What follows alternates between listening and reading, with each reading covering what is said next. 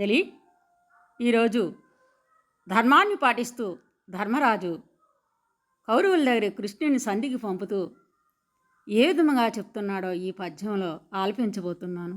ఓ కృష్ణ పరమాత్మ, మనమున పక్షపాతగతి మాదసమానము ధర్మనీతి వర్తనముల్ రెండు దిక్కులన్ హితంబు పెంపున్గల్గునట్టి చొప్పున విధిరాది సజ్జనుల బుద్ధికి రానుచితంబు తోడి మెల్పునన్ పరుస సంధనంబునన్ భూపతులెల్ల నిరుంగనాడు మీ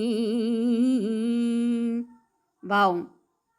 ఓ కృష్ణ పరమాత్మ, మనమున పక్షపాతగతి మాదసమానము, నీ మనసులో మా యందు పక్షపాతం అనేది చూపెట్టద్దు, స్వార్థం చూపెట్టద్దు.